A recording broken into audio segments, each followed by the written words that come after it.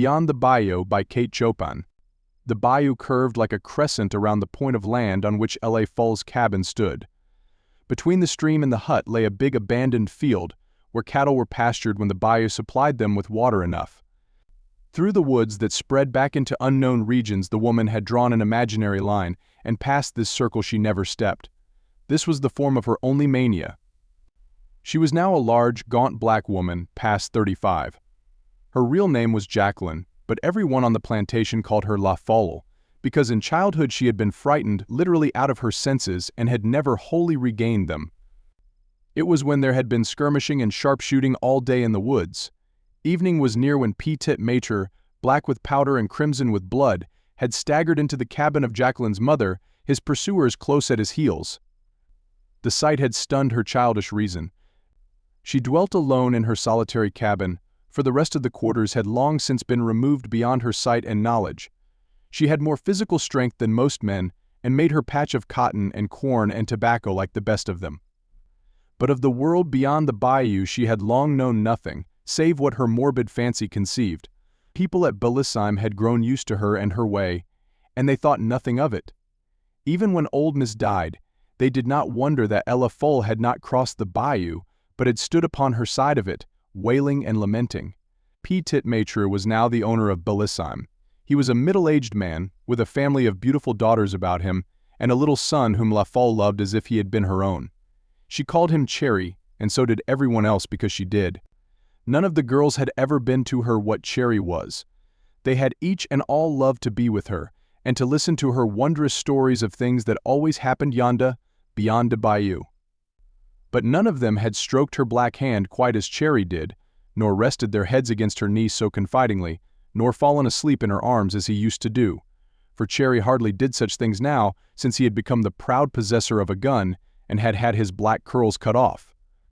That summer, the summer Cherry gave La Folle 2 black curls tied with a knot of red ribbon. The water ran so low in the bayou that even the little children at Bellissime were able to cross it on foot, and the cattle were sent to pasture down by the river. Ella Folle was sorry when they were gone, for she loved these dumb companions well, and liked to feel that they were there, and to hear them browsing by night up to her own enclosure. It was Saturday afternoon, when the fields were deserted. The men had flocked to a neighboring village to do their week's trading, and the women were occupied with household affairs, La Folle as well as the others. It was then she mended and washed her handful of clothes, scoured her house, and did her baking. In this last employment she never forgot Cherry.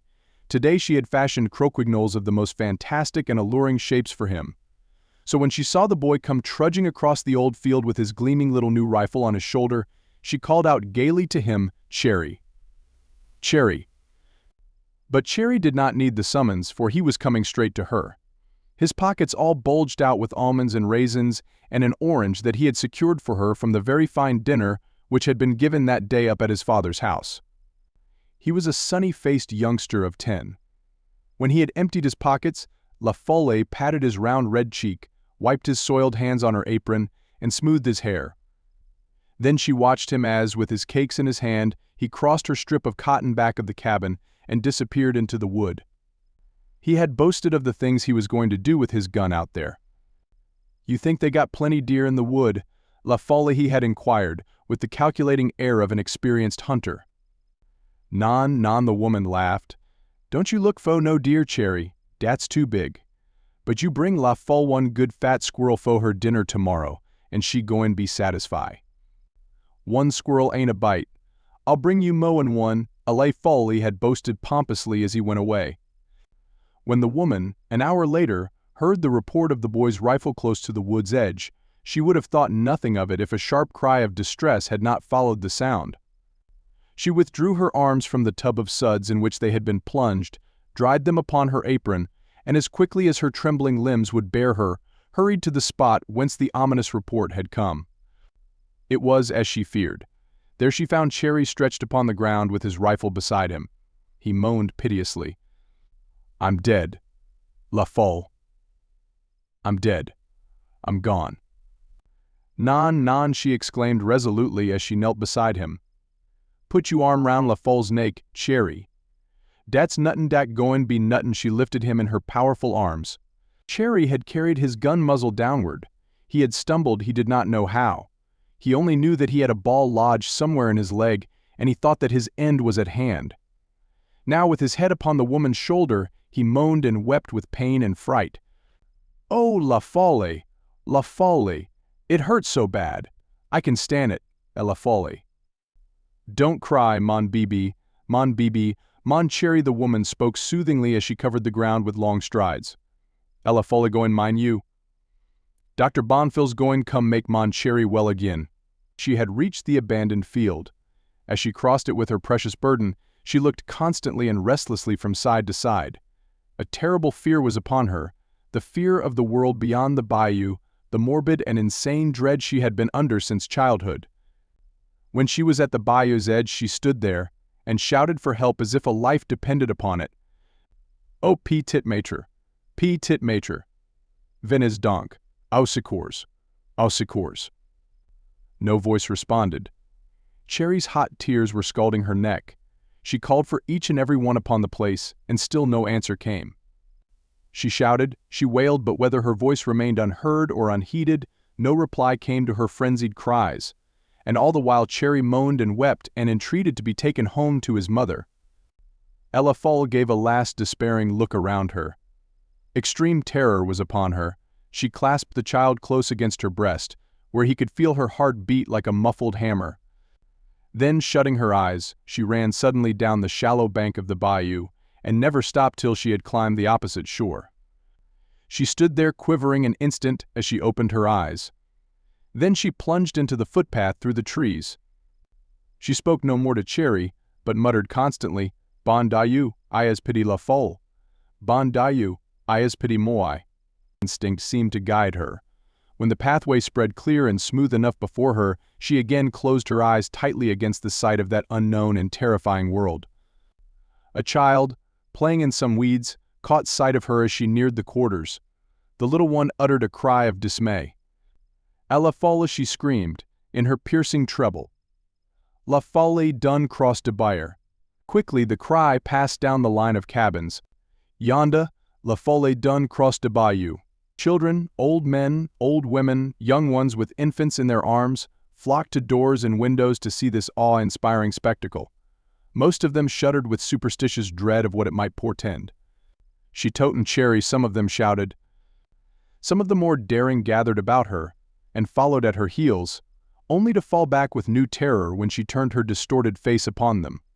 Her eyes were bloodshot and the saliva had gathered in a white foam on her black lips. Someone had run ahead of her to where Petit Maître sat with his family and guests upon the gallery. Petit Maître. La Folle done crossed de Bayou. Look her yonda totin' Cherry. This startling intimation was the first which they had of the woman's approach. She was now near at hand. She walked with long strides. Her eyes were fixed desperately before her, and she breathed heavily, as a tired ox.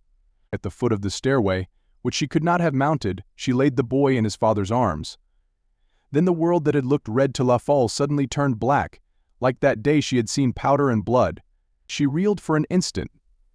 Before a sustaining arm could reach her, she fell heavily to the ground. When La Folle regained consciousness, she was at home again, in her own cabin and upon her own bed. The moon rays, streaming in through the open door and windows, gave what light was needed to the old black mammy who stood at the table concocting a tisane of fragrant herbs.